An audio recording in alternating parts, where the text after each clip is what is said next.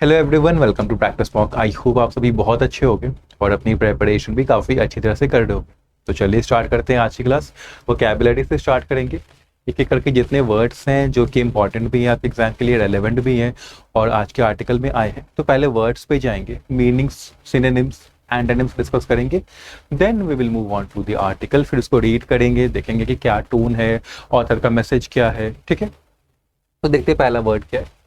The first word is advent, noun है। Advent क्या होता है? किसी का आना, अराइवल। ठीक है, the coming of an important event, person, invention, मतलब कोई पर्सन आ रहा है, उसका अराइवल हुआ है, इवेंट का अराइवल हुआ है, इन्वेंशन का, डिस्कवरी का अराइवल हुआ है, तो उसको एडवेंट कहते हैं। सिनोनिम्स अराइवल होगा, डॉन भी होता है, डॉन का भी मतलब कमिंग ही होता है। ठीक है, अराइवल होता है, तो इसको आप इससे रिलेट कर सकते हो। एंटोनिम्स होगा डिपार्चर, एग्जिट। डिपार्चर मतलब चला जाना, ठीक है, एग्जिट मतलब भी चले जाना। ठीक है, तो यहाँ पे आने का जो एडवेंट का मतलब था वो था आना, तो एंटोनिम क्या होंगे इसके? जाने वाला जो वर्ड है। सेकंड है आपका एक्सेप्शनल, ये एडजेक्टिव है। तो एक्सेप्शनल बना है एक्सेप्शन से। एक्सेप्शन क्या होता है? जो बाकियों जैसा नहीं होता है, जो कि टिपिकल नहीं होता है, नॉर्मल नहीं होता है, अनयूजुअल कह सकते हो, अटिपिकल कह सकते हो, नॉर्मल कह सकते हो। तो जो टिपिकल नहीं है उसको एक्सेप्शनल कहते हैं, जिसको अनयूजुअल भी कह सकते हैं हम और एबनॉर्मल भी कह सकते हैं। एंटोनिम्स कॉमन और यूजुअल, मतलब जो चीज़ कॉमन है बाकियों की तरह है, जैसा हमेशा होता है वैसे ही हो रहा है, यूजुअल है। थर्ड इज फोरकास्ट, नाउन है। फोरकास्ट क्या होता है? कोई भी स्टेटमेंट जो ये बताता है कि फ्यूचर में क्या होने वाला है।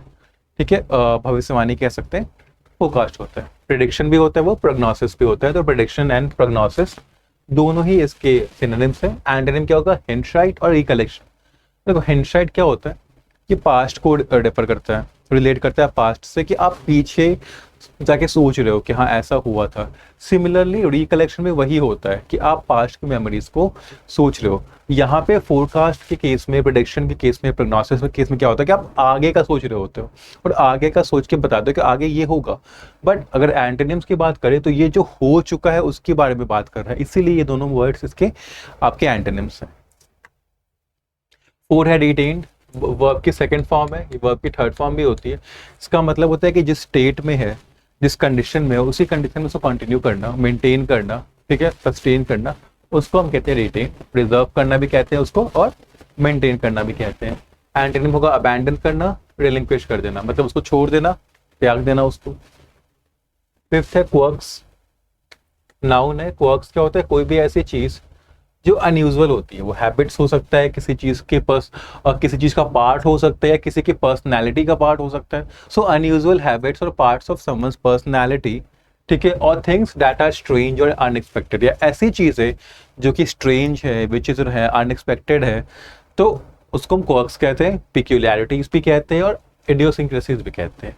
ठीक है, एंटोनिम्स कॉमनैलिटी, नॉर्मल सी। कॉमनैलिटी क्या है? जो कॉमन है, नॉर्मल सी जो नॉर्मल है। ठीक है, सिक्स है डिसकंसर्टिंगली। डिसकंसर्टिंगली एक एडवर्ब है, इसका मतलब होता है इस तरह से, इस तरह से कुछ चीज हो रही है जिससे लोग अनसर्टेन फील कर रहे हैं, अनकंफर्टेबल फील कर रहे हैं, वरीड फील कर रहे हैं, मतलब ऐसी इस तरह से हो रही है कि वो फियर, अलार्म, वरी, ऐसे फीलिंग्स को वो प्रोपागेट कर रही है।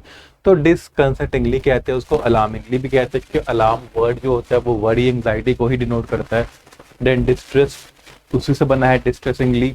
तो डिस्ट्रेस भी क्या होता है? वो भी वरी, अलार्म, आपके एंग्जाइटी को ही डिनोट करता है। सो एंटोनिम्स है सूदिंगली, सपोर्टिवली। नाउ सूदिंगली इस तरह से हो रहा है कि आपको काम फील करा रहा है, रिअश्योर्ड फील करा रहा है, प्लीज्ड, डिलाइटफुल फील करा रहा है।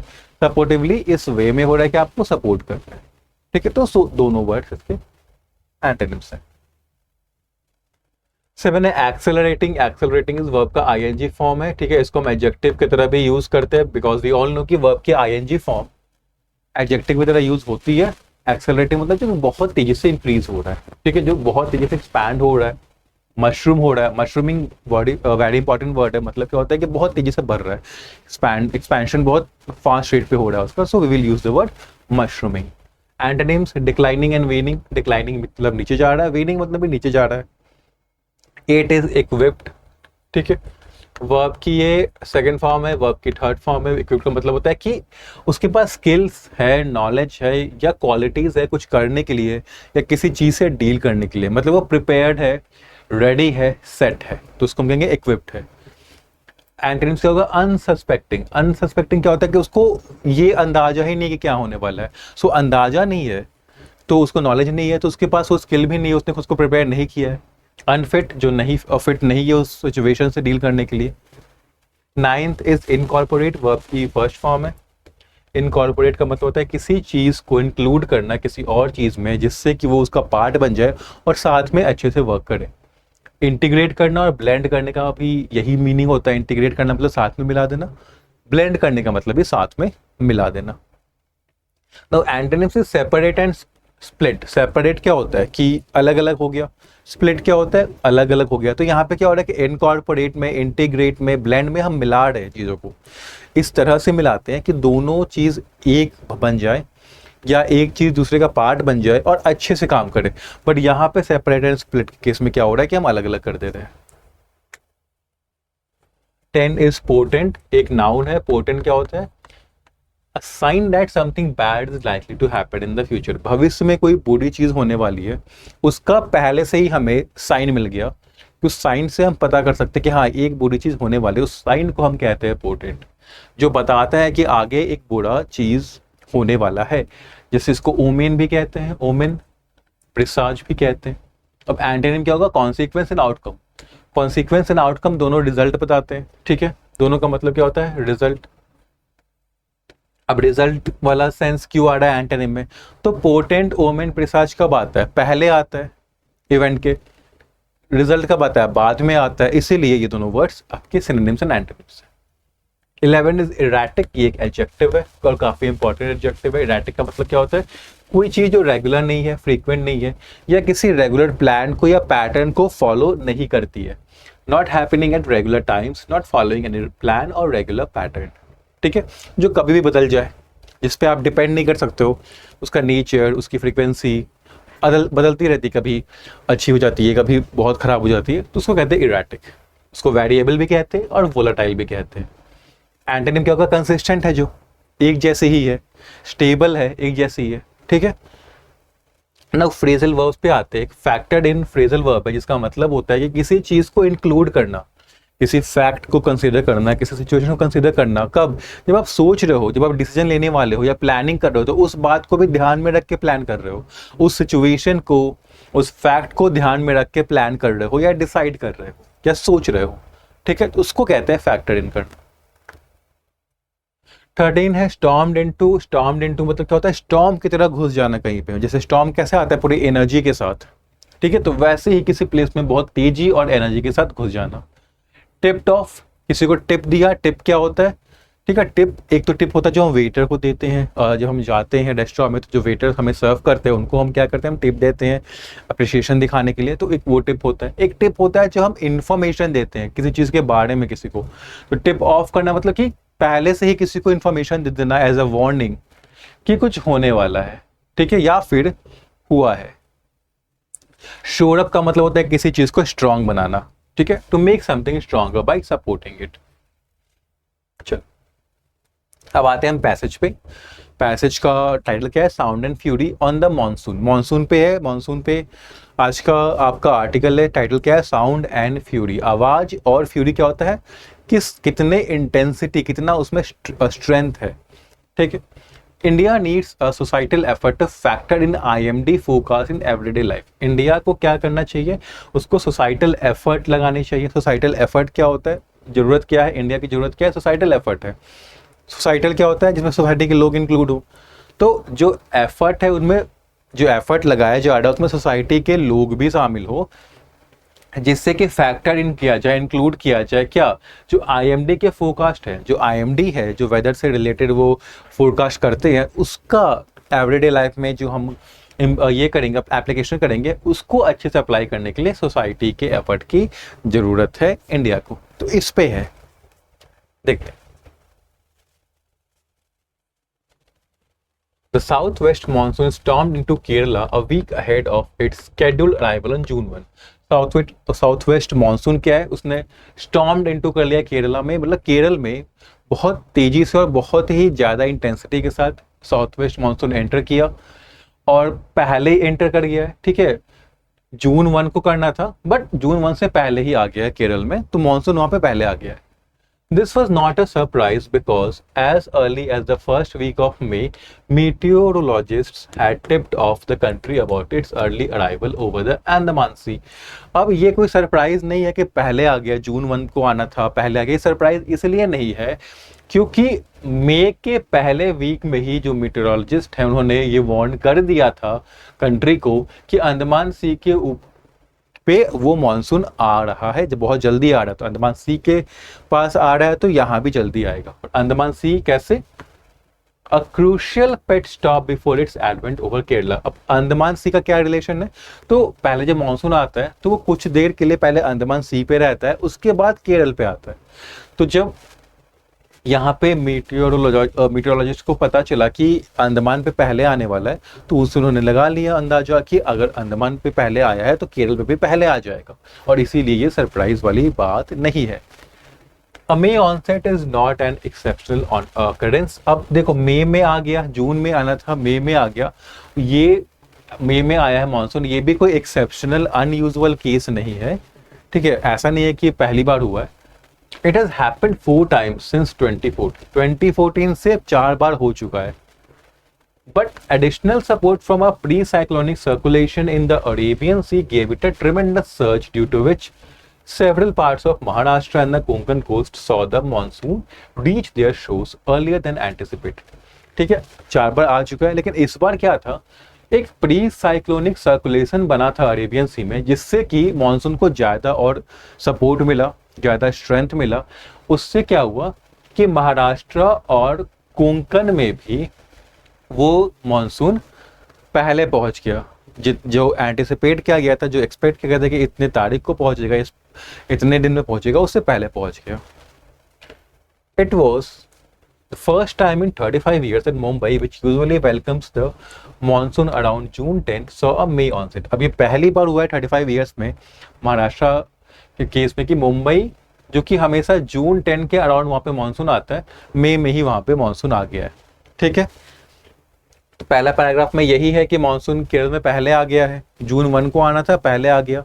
हालांकि सरप्राइज वाली बात नहीं है, क्योंकि जो हमारे मीटेरोलॉजिस्ट हैं उन्होंने पहले ही देख लिया था कि अंडमान सी के ऊपर पहले आने वाला है। अब अंडमान सी जो है वहाँ पे पहले आता है, फिर केरल पे आता है।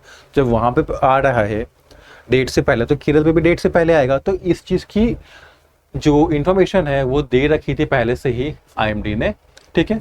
अब मई में आया है, ये भी कोई बहुत एक्सेप्शनल अकरेंस नहीं है, पहले भी आ चुका है 4 बार 2014 से। लेकिन इस बार क्या है, स्ट्रेंथ थोड़ा ज़्यादा था, क्योंकि एक प्री साइक्लोनिक सर्कुलेशन बन गया था अरेबियन सी के ऊपर, जिससे कि मौसम को ज़्यादा स्ट्रेंथ मिला, जिससे कि ये महाराष्ट्र और कोंकण की कोस्ट पे भी पहुंच गया पहले, ठीक है।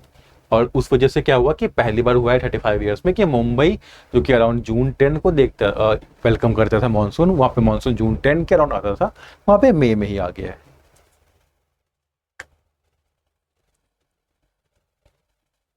Even prior to the onset, the India Meteorological Department (IMD) as far back as mid-April had forecasted above normal monsoon rainfall।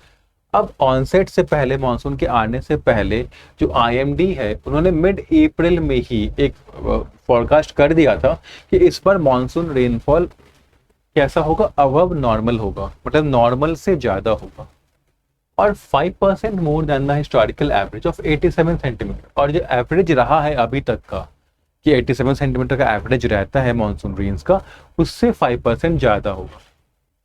Following the monsoons onset, अब चूंकि मानसून आ गया है, it has retain this outlook of above normal rain. जो IMD है उसने अपना जो outlook है, जो उसका ये है प्रेडिक्शन है, उसको रिटेन किया, उसको मेंटेन ही किया है कि हाँ अभी भी अबव नॉर्मल रेन ही रहेगा, and has since increase to 6% above the average. अब क्या वो कह रहे हैं कि अबव नॉर्मल रहेगा और 5% नहीं 6% होगा। One of the quirks of how the IMD measures monsoon rainfall is that it only counts rainfall from June 1 to September 30 as monsoon rainfall. अब एक थोड़ी सी अनयूजुअल वे है IMD का कि कैसे वो मॉनसून रेनफॉल को मेजर करता है। तो जो रेनफॉल जून 1 से लेकर सितंबर 30 के बीच होती है उसी को मॉनसून रेनफॉल वो IMD मानते हैं। Thus, all the rain that has flooded Kerala, Mumbai and other cities since May 24 when the monsoon landed is accounted as pre-monsoon rainfall. अब चूंकि जून 1 से सितंबर 30 के बीच जो रेनफॉल हो रही है उसी को हम मानेंगे मॉनसून रेनफॉल। तो अब तक जो रेनफॉल हो रही है जिसकी वजह से केरल, मुंबई और बाकी सिटी में फ्लड आ गया है वो प्री मॉनसून रेनफॉल है। ठीक है। In its update The IMD said that it anticipates June to receive above normal rain. और अपडेट में क्या बोला है कि जून में भी above normal रहेगा rainfall. This means that the rains so far are a mere trailer to what is to come. अब इसका मतलब क्या है कि अभी तक जो बारिश हो रही है वो सिर्फ एक ट्रेलर है, पिक्चर अभी पूरी बाकी है, मतलब और ज्यादा रेन होने की संभावना है। This could be good news for Kharif sowing and help the country improve its stock of grain as well as shore up reserves for exports. अब ये above normal rainfall अच्छी न्यूज़ है कंट्री के लिए क्योंकि खरीफ क्रॉप्स के sowing का time है। ठीक है। और इससे क्या होगा कि ग्रेन का स्टॉक कंट्री अपना इंप्रूव कर पाएगी, बढ़ा पाएगी। साथ ही जो रिजर्व है एक्सपोर्ट्स के लिए जो एक्सपोर्ट करती है वो रिजर्व्स को भी वो और बढ़ा पाएगी, स्ट्रेंथ कर पाएगी, मतलब उसको और इंक्रीज कर पाएगी। The way the monsoon and forecast are framed in the Indian context is that more rain is seen as positive. अगर इंडियन कॉन्टेक्स्ट की बात करें, इंडियन सिचुएशन की बात करें तो ज्यादा रेन इंडियन सिचुएशन में अच्छा माना जाता है given its connection to agriculture, क्योंकि रेन का कनेक्शन एग्रीकल्चर से है। फार्मर्स रेन से जो आता है मॉनसून में जो पानी आता है वो हेल्प करता है क्रॉप्स को ग्रोथ होने में, तो रेन होना अच्छी बात है। And that a large part of India is entirely reliant disconcertingly on the monsoon for a healthy crop. अब यहाँ पे ऑथर ने क्या है कि एक लार्ज पार्ट ऑफ इंडिया है, मतलब इंडिया के बहुत सारे फार्मर्स ऐसे हैं जो कि पूरी तरह से डिपेंडेंट है मॉनसून रेन पे ही अपने फसल के लिए। और यहाँ पे वर्ड क्या यूज किया है, डिसकंसर्टिंगली, मतलब कि ये जो बात है कि एक बहुत बड़ा हिस्सा इंडिया का पूरी तरह से मॉनसून रेन पे ही डिपेंडेंट है, ये एक चिंता करने की बात है क्योंकि हमें इतना ज़्यादा डिपेंडेंट नहीं होना चाहिए मॉनसून रेन पे। क्योंकि क्यों नहीं होना चाहिए, जरा आप थोड़ा सा सोचिए। क्योंकि अभी क्लाइमेट चेंज है। ठीक है। तो मॉनसून अभी कंसिस्टेंट नहीं रहता है, कभी बहुत ज़्यादा हो जाता है, कभी टाइम से नहीं होता है। ठीक है। तो ये क्रॉप पे अफेक्ट कर सकता है। सिमिलरली क्योंकि मॉनसून हमारे कंट्रोल में नहीं है, ठीक है, तो इस तरह से उतना ज़्यादा डिपेंडेंट रहना, इस वजह से ऑथर ने ये वर्ड यूज़ किया डिसकंसर्टिंगली, कि उनको ऐसा लग रहा है कि ये एक थोड़ी सी चिंता करने वाली बात है कि बहुत बड़ा हिस्सा इंडिया का अब इन पूरी तरह से मॉनसून पे ही डिपेंडेंट है क्रॉप के लिए। विथ एक्सेलरेटिंग अर्बनाइजेशन, अब अर्बनाइजेशन क्या हो रहा है, एक्सेलरेट हो रहा है, मतलब बढ़ रहा है, सिटीज़ का ग्रोथ डेवलपमेंट बढ़ रहा है। Excess rains are not always an unmitigated good. Excess rain, बहुत ज़्यादा बढ़ना एक अनमिटिगेटेड गुड नहीं होता है। अनमिटिगेटेड मतलब कंप्लीट, तो पूरी तरह से अच्छा नहीं होता है सिटीज के लिए। The floods that overwhelm cities are no longer restricted to the major metropolises but also tier 2 and tier 3 towns. अब क्या हो रहा है कि सिर्फ मेट्रोपॉलिसेस है, मेट्रो सिटीज है, सिर्फ वही नहीं डूबते हैं बारिश में, बट जो टीयर 2 और टीयर 3 टाउन्स है उसको वो भी डूब रहे हैं बारिश में। तो इसीलिए कहा गया है कि एक्सेस रेन होना हमेशा अच्छी बात नहीं है, स्पेशली फॉर इस केस में कि अर्बनाइजेशन बहुत ज्यादा हो रहा है। While several of these cities are not even equipped for normal rainfall, अब इनमें से बहुत सारी सिटीज ऐसी है जो नॉर्मल रेनफॉल के लिए भी प्रिपेयर्ड नहीं है, तो अबव नॉर्मल रेनफॉल में तो काफ़ी इफेक्ट पड़ सकता है इन सिटीज़ में। Administration, state and central, must seriously incorporate the portent from climate change, which translates into citizens navigating erratic rainfall and greater disruptions from floods. अब क्या करना चाहिए, जो एडमिनिस्ट्रेशन है स्टेट एंड सेंट्रल का, उनको जो क्लाइमेट चेंज का साइन मिल रहा है कि रेनफॉल ऐसा हो सकता है, बढ़ के हो सकता है, उस चीज़ को इनकॉर्पोरेट करना चाहिए। ठीक है। जिससे कि अब क्या होता है, जो क्लाइमेट चेंज की वजह से क्या होता है कि जब भी बारिश होती है तो कभी बहुत ज़्यादा बारिश हो रही है तो उस टाइम क्या होता है, फ्लड्स आ जाते हैं, तो डिसरप्ट होती है लाइफ। तो वहाँ पे इम्प्रूवमेंट के लिए स्टेट को जो क्लाइमेट चेंज के जो साइंस है उनको इनकॉर्पोरेट करना पड़ेगा। While improved and high resolution forecast are a positive development, हालांकि इम्प्रूवमेंट हुआ है फोरकास्ट में, अब काफ़ी अच्छे फोरकास्ट आते हैं, ठीक है, और ये एक अच्छी बात भी है, एक पॉजिटिव डेवलपमेंट भी है। दे हैव लिमिटेड वैल्यू, उनकी वैल्यू लिमिटेड है, बहुत ज़्यादा वैल्यू नहीं है। Without a wide ranging societal effort to incorporate its warning to improve everyday living. अब यहाँ पे क्या बोल रहे हैं कि हमारे पास चलो फोरकास्ट इम्प्रूव्ड है, हाई रेजोल्यूशन फोरकास्ट है, ठीक है, जो कि अच्छी बात है, बट जब तक हम उन फोरकास्ट का डेली लाइफ में यूज़ नहीं करते हैं, कि अगर फोरकास्ट आया कि बहुत ज़्यादा बारिश होने वाली है, तो उस फोरकास्ट का यूज़ करके हमने वैसे डेवलपमेंट्स किए जिससे कि एवरीडे लिविंग अफेक्ट ना हो, जब तक हम नहीं करते हैं तब तक उन फोरकास्ट का ज़्यादा वैल्यू है नहीं। तो यहाँ पे ऑथर ने क्या सजेस्ट किया है कि एक वाइड रेंजिंग सोसाइटल एफर्ट की ज़रूरत है, सोसाइटी के लोगों को आना होगा, ठीक है, साथ में सोसाइटी को इन्वॉल्व करना होगा कि इन फोरकास्ट को इनकॉर्पोरेट किया जाए, किस तरह से यूज़ किया जाए इन फोरकास्ट को, कि एवरीडे लिविंग इन तरह के सिचुएशंस में, फ्लड्स के सिचुएशन में, हैवी रेनफॉल सिचुएशन में ज़्यादा डिस्टर्ब ना हो, ठीक है। तो ये था पैसेज आपका, काफ़ी ईजी था, आज का लैंग्वेज काफ़ी, मैं कहूँ काफ़ी ईजी थी, ठीक है। तो आप में से बहुतों को पैसेज आसानी से समझ में आ गया होगा। टोन की अगर बात करें तो टोन इंफॉर्मेटिव है, क्योंकि इंफॉर्मेशन ही दे रहे हैं ऑथर मेनली, ठीक है, सिर्फ इंफॉर्मेशन ही दिया है। बस लास्ट में क्या है, इन्होंने यहाँ पे कॉशनरी टोन अडॉप्ट किया है, जहाँ पे वो बता रहे हैं कि कॉशन लेने की ज़रूरत है, केयरफुल होने की ज़रूरत है। तो informative, careful in the sense कि हमें और ज़्यादा जो ये साइंस आ रहे हैं, जो IMD के फोरकास्ट हैं, जो क्लाइमेट के साइन है, उनको और अच्छी तरह से इनकॉर्पोरेट करना पड़ेगा एवरीडे लाइफ में। सो इंफॉर्मेटिव प्लस आपका कॉशनरी, ठीक है, हालांकि कॉशनरी लास्ट की लाइंस में था, बाकी पूरा इंफॉर्मेटिव था, ठीक है। तो यहाँ पे एंड करते हैं आज का सेशन। जाने से पहले, ठीक है, अभी भी चल रहा है एंड ऑफ मंथ सेल, ठीक है, 40% ऑफ चल रहा है, आप कूपन कोड लगा सकते हो मे, तो मेल लगाते ही आपको 40% का ऑफ मिल जाएगा। और हमने काफ़ी नए और अफोर्डेबल पैकेजेस भी लॉन्च किए, न्यू पैकेजेस हैं और अफोर्डेबल हैं, तो अगर आपको लेने हैं उन पैकेजेस को तो 40% ऑफ का ये जो डिस्काउंट है वो अवेल कर सकते हो। पैकेजेस कौन कौन से, एक बार मैं दिखा देता हूँ। लाइक अगर मैं यहाँ पे जाऊँ तो ये रहे पैकेजेस, जो बैंकिंग बेसिक है, बैंकिंग प्रो है, बैंकिंग प्लस है, बैंकिंग मैक्स है। तो जो भी आपके लिए सूटेबल है, जहाँ भी आप जिस भी पार्ट में हो अपनी प्रिपरेशन जर्नी के, तो जिस भी पार्ट में बैंकिंग बेसिक है, प्रो है, प्लस है, मैक्स है, जो भी आपको चाहिए उन सब पे आप मेक कूपन कोड लगा के 40% ऑफ ले सकते हो, ठीक। अब मैं आपसे मिलूंगा नेक्स्ट सेशन में, तब तक के लिए अपना ख्याल रखें। Thank you and have a nice day.